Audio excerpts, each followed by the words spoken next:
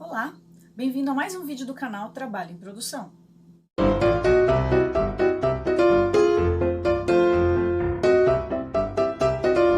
Se você não é inscrito no canal, já se inscreve e ativa o sininho para receber todas as notificações das novidades que vão rolar por aqui.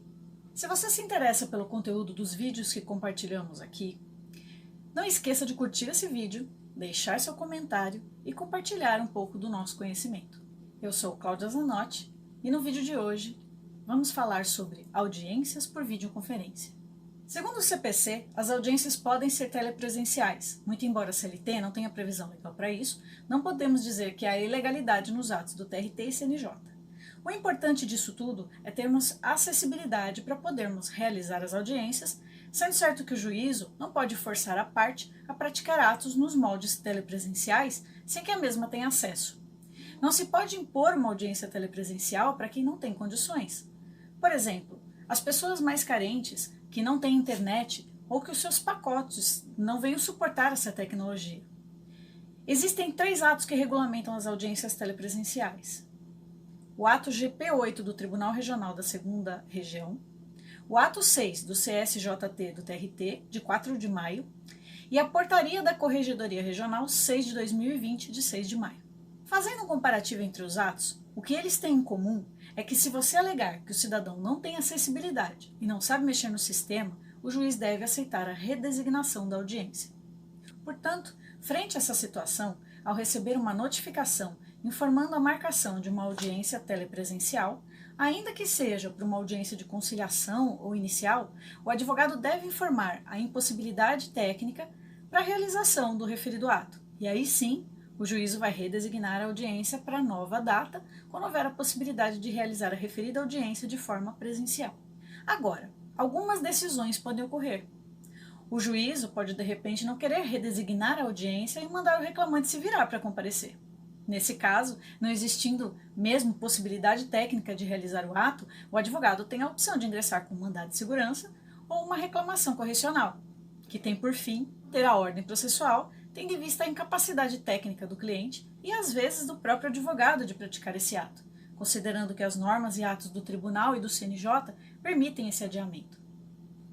Outra situação que pode acontecer ocorre quando você, advogado, quer trazer o cliente para o seu escritório.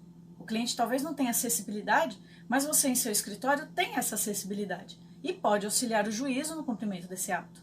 Assim, o correto é informar o juízo de que está trazendo o cliente para o seu escritório e que você, advogado, vai auxiliar seu cliente nessa audiência telepresencial. Claro que para potencializar a possibilidade do juízo aceitar sua petição, o advogado pode fazer uma petição informando que seu cliente não possui a acessibilidade necessária para realizar o ato determinado pelo juízo e afirmando que, como colaborador do juízo, você, advogado, se propõe a trazer o cliente para o escritório e realizar a audiência por videoconferência. Durante a audiência, nada muda com relação à audiência presencial. Quando estamos falando sobre acordo, podemos conversar normalmente com o cliente, ouvir as propostas e, se não quisermos que os outros escutem a conversa com o nosso cliente, você pode fechar o microfone e conversar com ele. Sabe aquela hora em que você pede para o juiz, em meio às tratativas de acordo, para falar com seu cliente fora da sala? Então, a comunicação entre o cliente e o advogado é inviolável e você pode manter essa conversa tanto fora da sala quanto silenciando o seu microfone. Aqui é a mesma coisa, só que você vai informar o juízo que está silenciando o microfone para conversar com seu cliente. No caso de prosseguimento da audiência, caso não exista a possibilidade de acordo e o juiz tenha designado uma audiência de instrução, caso juízo ou reclamada queiram ouvir o reclamante, é importante que o reclamante deve estar atento ao juiz, olhando para a câmera. As testemunhas também devem estar olhando para a câmera e atenta ao que o juiz lhe pergunta, tentando passar a maior fidelidade ao depoimento. Se necessário, você pode demonstrar a sala em que você está, apontando que a testemunha está sozinha na sala, que não tem ninguém ouvindo o depoimento e que não há nenhum papel para que a testemunha venha ler o depoimento, enfim, coisas desse tipo, para demonstrar ao juiz a lisura no momento da produção da prova. A partir do momento que a audiência começar, ninguém pode interromper, como uma audiência presencial. Assim como o reclamante, a testemunha também pode ser ouvida no escritório do advogado. Contudo, tudo isso deve ser informado ao juízo, demonstrando que a testemunha estará numa sala anexa, sem ouvir o que está acontecendo até o momento dela ser ouvida. E você, advogado, deve ficar de olho no comportamento da testemunha da outra parte, observando se elas estão seguindo todas essas regras também. O juiz pode, ao interrogar a parte, utilizar o processo do CPC, repassando a pergunta diretamente para a testemunha, ou o sistema presidencialista, reformulando a pergunta após essa ser feita pelo advogado. No que infere as gravações das audiências, o ato do tribunal diz que a funcionalidade da gravação não deve ser utilizada. Já o artigo 16 do ato regional diz que o ato deve ser gravado. Então, como solução, para isso o próprio advogado pode gravar as suas audiências. O CPC nos garante que os atos sejam gravados, bem como o entendimento do STF garante isso. Ele diz que a prova gravada por um dos seus interlocutores é lícita. Além disso, é só por segurança, caso você necessite utilizar a gravação para comprovar eventual nulidade ocorrida, mas não avisa isso na audiência não, porque você vai criar uma situação delicada que não é interessante. Se eventualmente a conexão cair, ao voltar para a audiência, essa tem que voltar de onde parou. Quem estava depondo não pode de repente mudar de assunto ou mudar o foco da resposta que estava falando antes. A audiência também não pode continuar sem você. Vamos supor que a conexão caia e ao conseguir restabelecer a conexão, o juiz já tem encerrado a audiência e te informa, tá tudo certo. Não tá não. É por isso que a gravação é importante. Se algo acontece dessa forma, devemos arguir a nulidade. Pode ser que a conexão do advogado caia e a do cliente permaneça. Nesse caso, o cliente deve dizer que não concorda com o prosseguimento da audiência sem o seu advogado, até que a conexão do advogado se restabeleça. Tudo deve constar na ata. Se houve uma desconexão, se perdeu o áudio e outras interferências que podem vir a ocorrer.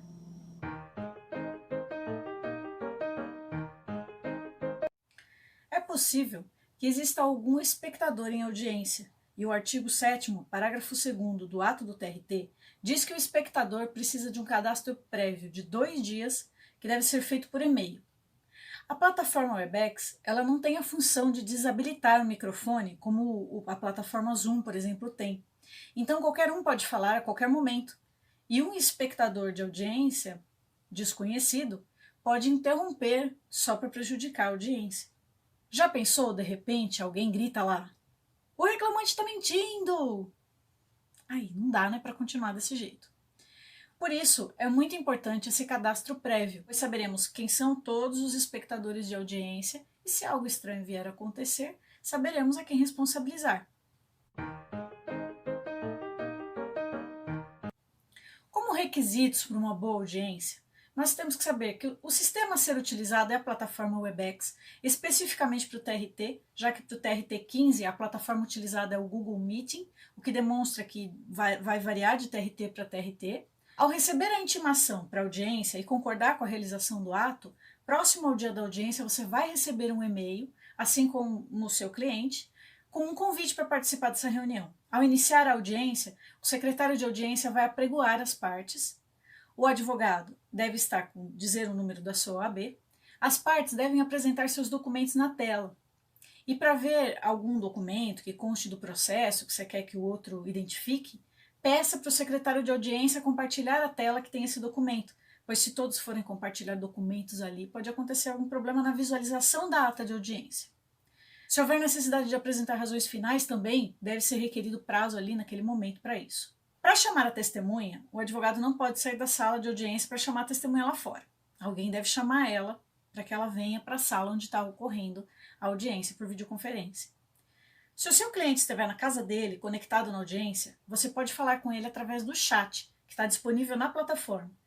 Mas você deve colocar no privado, porque senão todo mundo vai ficar ouvindo, assistindo a sua conversa, né? Ou então silenciar o microfone e ligar para o seu cliente pelo celular e falar o que precisa. Se você for fazer audiência pelo celular, coloque o celular na posição horizontal. Alguns magistrados estão autorizando apenas o comparecimento dos advogados e ausente as partes para uma conciliação. E nesse caso, durante a audiência, você liga para o seu cliente e verifica se ele aceita o acordo ou não. Bom, gente, o que percebemos de tudo isso é que a audiência telepresencial veio para ficar. Como, por exemplo, para os casos de carta precatória e carta rogatória, isso vai economizar muito tempo e dinheiro no processo. Certo é que devemos nos familiarizar com a nova situação, para podermos levá-la para a vida, até que esse tipo de audiência se torne habitual. E por hoje é isso. Não esquece de curtir esse vídeo, deixar seu comentário e compartilhar para que os outros possam se beneficiar também desse conteúdo. Um beijo e até o próximo vídeo.